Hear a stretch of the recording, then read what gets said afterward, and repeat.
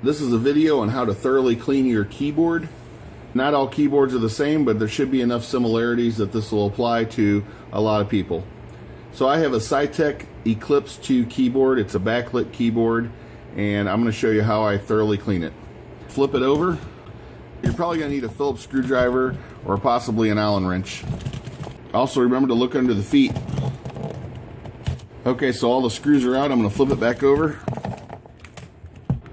and then just peel it apart.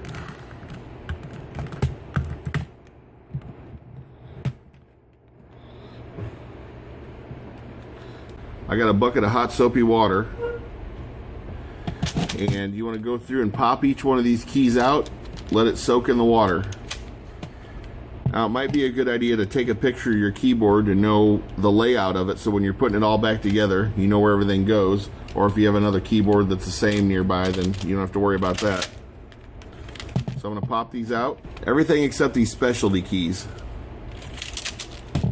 These here I'm going to leave in because they're not part of this plastic backing. But you can see the amount of nastiness in there. It's time to clean it. To get started, you want to take a flathead screwdriver and bend these little clips just enough to push it through to the other side. There, that one's free. There you go, and just repeat that process. And take your key and throw it in the soapy water. Alright, all my keys are popped out, and as you can see I got some nastiness in there.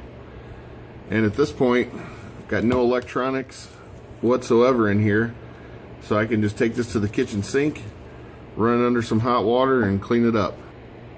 Now it's time to put it all back together.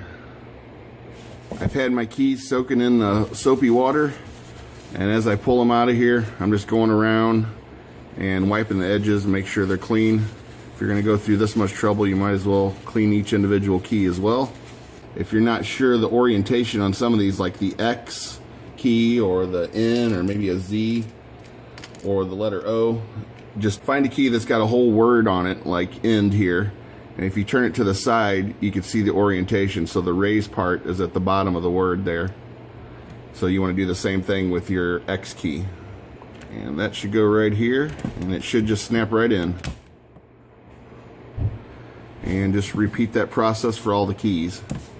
Another thing I want to mention is you probably noticed the shift key, space bar, they got these little bars here. Pretty self-explanatory, but all you do is get the little bar hooked in these little clips here. And once they're in place, just kind of push it.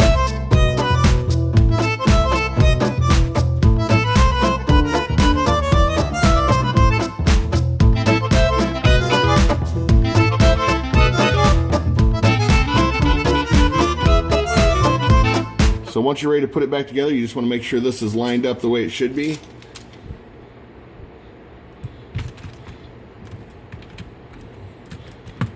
Put it back on there, screw it back together, and plug it up, and you're done. You got a nice clean keyboard.